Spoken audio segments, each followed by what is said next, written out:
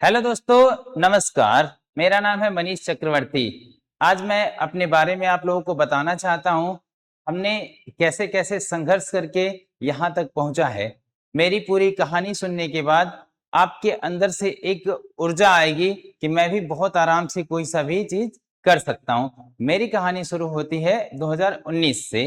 2019 में, उसके पहले मैं 2019 में जब मेरा ग्रेजुएशन कंप्लीट हुआ, उसके पहले मैं इधर उधर थोड़ा कमाने के लिए निकला। बाहर कमाने गए, फिर आके घर पे अलग अलग जगह पे मैंने काम किया, लेकिन उसमें सफलता नहीं मिली। दूसरे के पास काम करके हमको फील दिलवा दिया जाता था कि तुम बहुत छोटे हो, तुम इसी लायक हो। तो उसके बाद हमने पढ़ाई का रास्ता चुना। 2019 लास्ट जाते जाते हमने सोचा कि अब हमारे पास एक ही रास्ता बचा हुआ है जहां से हम सफल हो सकते हैं। 2019 लास्ट में मैंने तैयारी स्टार्ट किया। जैसे एक दो महीना बीता, तब हमें लगा यार तैयारी तो हम कर रहे हैं, लेकिन हमको पैसा कहाँ से आएगा। तो हमारे दिमाग में एक विचार आया कि चलो तैयारी के साथ साथ स्कूल में थोड़ा बहुत पढ़ाएंगे। तो सबसे पहले मैंने एक स्कूल ज्वाइन किया।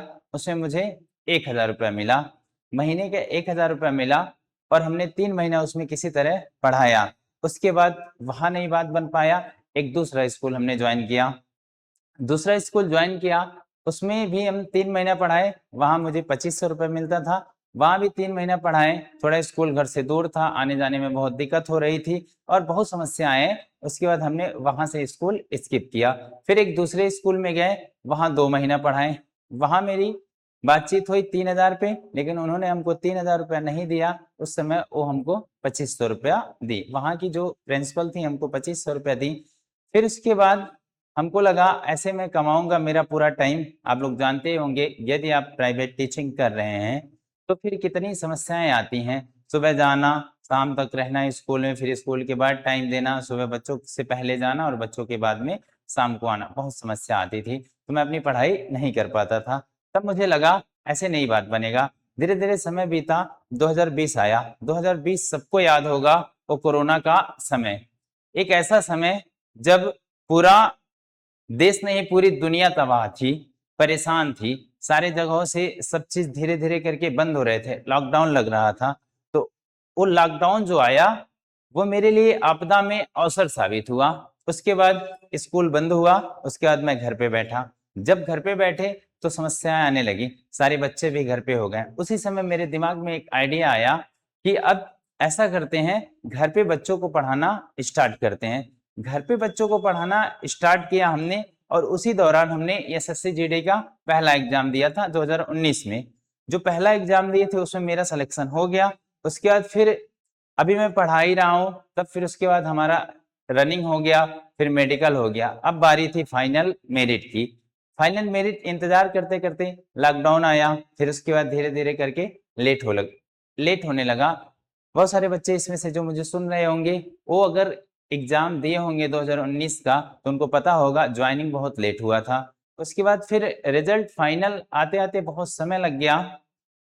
फिर क्या था, जब फाइनल रिजल्ट आया उसमें मेरा नाम नहीं था। बहुत निराशा लगी, लगा कि अब सब कुछ खत्म हो गया, अब हम कुछ नहीं कर सकते हैं। लेकिन वहां से जन्म लिया एक नया सफर।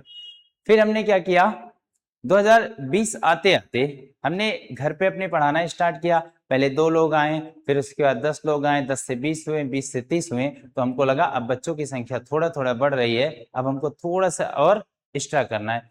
फिर आया 2020 का समय। 2020 अंतिम जब आया, तो उसके बाद हमने सोचा अब यहाँ उतना बढ़िया से नहीं हो पा रहा है घर पे, अब थोड़ा सा हम निकलते हैं अपने कस्बे की तरफ। तो हमारे घर से 1 किलोमीटर दूर जहाँ पे मैं अभी मौजूद हूँ, वहां पे मेरा खुद का घर है।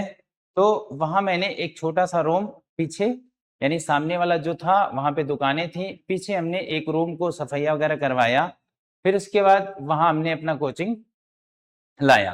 फिर उसके बाद उस कोचिंग को चलाने के लिए अब लॉकडाउन लगा हुआ था, तो हम क्या करें, तो बाहर से दरवाजा बंद करके अंदर हम धीरे धीरे कुछ बच्चों को पढ़ाते थे, ताकि किसी को पता न चल पाए।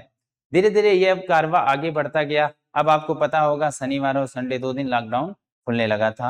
उसके बाद फिर 5 दिन बंद रहता था, 2 दिन खुलने लगा, तो 2 दिन मैं आराम से पढ़ाने लगा। धीरे धीरे धीरे करके फिर हमने पढ़ाना शुरू ही किया था। तब तक आया 2021। 2021 में फिर से एसएससी जीडी की भर्ती आई और एग्जाम हमने दिया। उसी दौरान आया उत्तर प्रदेश दरोगा का यानी यूपी एएसआई की भर्ती आई, उसमें भी हम पार्टिसिपेट किए।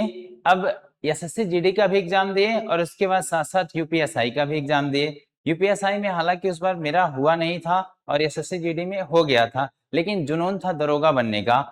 तो ये जो जुनून था दरोगा बनने का, इसकी वजह से 2021 में जब मेरा एसएससी जीडी का एग्जाम निकला, हमने पीछे ये आप चीज देख पा रहे होंगे यहाँ पे, यहाँ मैं आपको दिखाना चाह रहा हूँ। ये देख रहे होंगे, ये मेरा है ना, ये दिख रहा होगा आपको, मनीष चक्रवर्ती। ये एग्जाम निकला 2021 में। फिर उसके बाद हमने रनिंग स्किप कर दिया क्योंकि दिमाग में था कि हमको दरोगा बनना है, हमको एसएससी जीडी की नौकरी नहीं करनी है। फिर जब दरोगा में नहीं हुआ, फिर उसके बाद फिर मन लगने लगा धीरे धीरे अब पढ़ाने में। 2021 में धीरे धीरे मेरा कोचिंग बड़ा रूप लेने लगा, बच्चों की संख्या बढ़ने लगी। फिर आया 2022 में आपको पता होगा फिर से एसएससी जीडी की भर्ती है। बीच में कोई भर्ती आ नहीं रही थी, तो एक ही भर्ती आ रही थी एसएससी जीडी की, उसी को हम बार बार दे रहे थे। 2022 में फिर से हमने एग्जाम दिया। 2022 में जब हमने एग्जाम दिया, फिर मेरा सिलेक्शन हो गया। इस बार पिछली बार हमने रनिंग स्किप किया था, तो थोड़ा सा गांव वाले क्या होते हैं कि यार लग रहा है दौड़ नहीं पाएगा, या फिर और बहुत सारे तरह तरह के ताने मारते हैं। तो हमने इस बार क्या किया, मैं रनिंग किया। उसके बाद जब रनिंग किए तो मेरा सिलेक्शन हुआ फाइनल। यहाँ देखिए ज्वाइनिंग लेटर लगाए हैं और हम ट्रेनिंग पे उस समय गए थे। मेरा सिलेक्शन हुआ सीआईएसएफ में, मध्य प्रदेश आरटीसी भड़वाहा जो है, वहां मेरा ट्रेनिंग हुआ। मैं 16 अक्टूबर को ट्रेनिंग पे गया था। 16 अक्टूबर 2023 में भर्ती आई थी 22 में, और उसके बाद अगले साल यानी 23 में 16 अक्टूबर 2023 को मेरी ज्वाइनिंग थी। फिर उसके बाद हम मध्य प्रदेश गए, ये ऊपर लगा है ज्वाइनिंग लेटर। मध्य प्रदेश गए, वहां ट्रेनिंग में जैसे मैं पहुंचा, 8-10 दिन बीता, तो अब धीरे धीरे मुझे लग रहा है कि मैं एक जगह बध रहा हूँ। बाकी मैं अपने जीवन में जो चाहता हूँ हो नहीं पाएगा। उसके बाद हमने वहां रिजाइन दे दिया। अब वहां से जब रिजाइन देके आए, गांव में जब आए, तो हालात इतने बिगड़ चुके थे। तब तक कोचिंग एक टीचर हमारे साथ पढ़ा रहे थे, थोड़ा बहुत बच्चे थे उस समय, थोड़ा बहुत बच्चे बचे हुए थे और निकल गए थे मेरे वहां ट्रेनिंग पे जाने के समय ही। तो जब मैं वापस पलट के आया, मैं देखा स्थिति एकदम बिगड़ चुकी थी। घर वाले खुश नहीं थे, गांव वाले खुश नहीं थे। जहां जाते थे लोग ताना मारते थे कि यार नौकरी लोगों को मिलती नहीं और ये छोड़ के आ रहा है, ये हो गया है, मतलब तरह तरह के ताना मारते थे। दिमाग धीरे धीरे डिप्रेशन में जाने लगा। फिर आई एक उम्मीद, और कौन, उत्तर प्रदेश पुलिस की भर्ती। इधर देख रहे होंगे, ये देख रहे होंगे मेरा ही फोटो है। अब उत्तर प्रदेश पुलिस की भर्ती आई तो मैंने एग्जाम दिया, बहुत अच्छा स्कोर हुआ, लेकिन पेपर लीक हो गया। आपको पता होगा तो पेपर लीक हुआ, फिर से वापस डिप्रेशन में।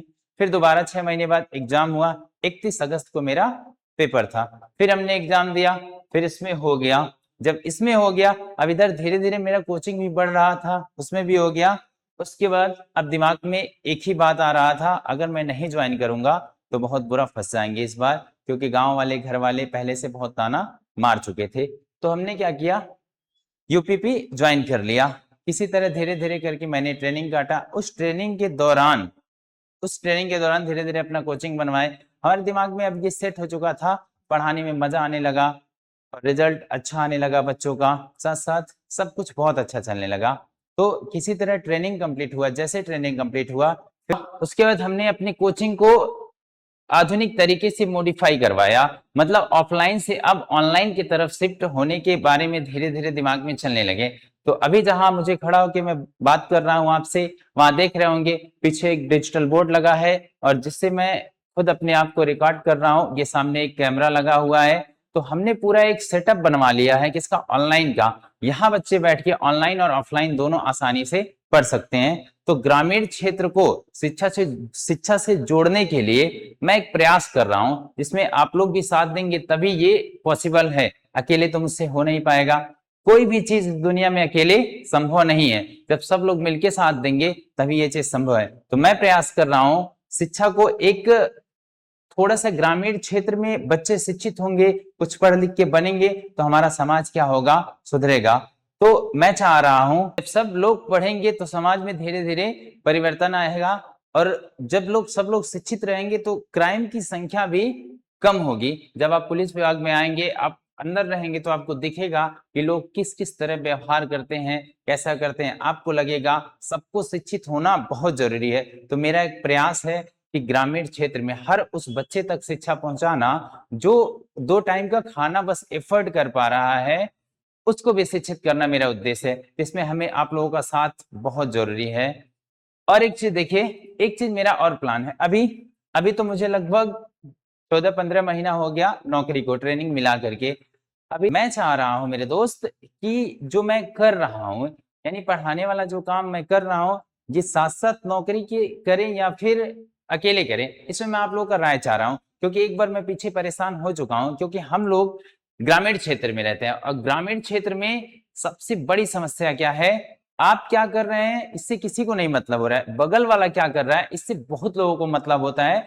तो इस चीज को बदलने के लिए धीरे धीरे अभी तो समय लगेगा, क्योंकि समाज में हमें जीना है। तो कुछ सामाजिक तौर तरीकों को, माता पिता के इज्जत को और परिवार के सम्मान को बचाने के लिए सामाजिक तौर तरीकों के आधार पे थोड़ा बहुत आपको चलना जरूर पड़ेगा, ठीक है।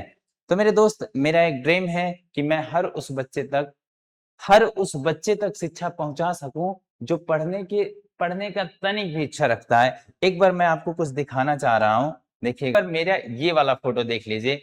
हमने पहली बार जब कैमरे के सामने खड़ा होकर रिकॉर्ड किया था, ये फोटो देख रहे होंगे, ये मैंने पहली बार कैमरे के सामने रिकॉर्ड किया था। एक मेरा और चैनल है मैथ बाय मनीष चक्रवर्ती, उस पे 200-300 वीडियो मैंने व्हाइट बोर्ड पे पढ़ा के डाला हुआ है। और अभी मैं, ये मुझे आप देख पा रहे होंगे डिजिटल बोर्ड पे।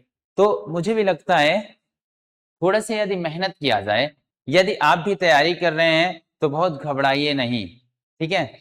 धीरे धीरे करके तैयारी को अपने और भी मजबूत करिए, क्योंकि आप देख रहे हैं वर्तमान में कट ऑफ कितना जा रहा है। इसलिए जैसा समय है उस हिसाब से आपको तैयार रहना पड़ेगा, तभी आप सफलता हासिल कर सकते हैं। ऐसा लग रहा होगा बहुत लोगों को, यार कांस्टेबल या फिर सियासत बहुत छोटी नौकरियां हैं, ये आपके लिए भी छोटी होगी। लेकिन आप एक बार ग्रामीण स्तर पे उस चीज को देखिए, तब आपको लगेगा कोई नौकरी, सरकारी नौकरी क्या चीज है। और सरकारी नौकरी एक बार मिलने के बाद जो समाज में सम्मान मिलता है ना, आप कितने भी बड़े बिजनेसमैन बन जाएंगे, वो सम्मान कभी नहीं मिलेगा। मैंने खुद इस चीज को महसूस किया है। तो यदि आप भी तैयारी कर रहे हैं तो जी जान से लगे रहिए, थोड़ा बहुत और मेहनत करिए। यदि 1-2 नंबर से पीछे रह रहे हैं तो आप अपने सब्जेक्ट को देखिए, किस सब्जेक्ट में मेरा कम स्कोर आ रहा है, कहाँ पे मुझसे चूक हुई, बस उसी पे थोड़ा काम कर देंगे, बहुत आसानी से आपका सिलेक्शन हो जाएगा।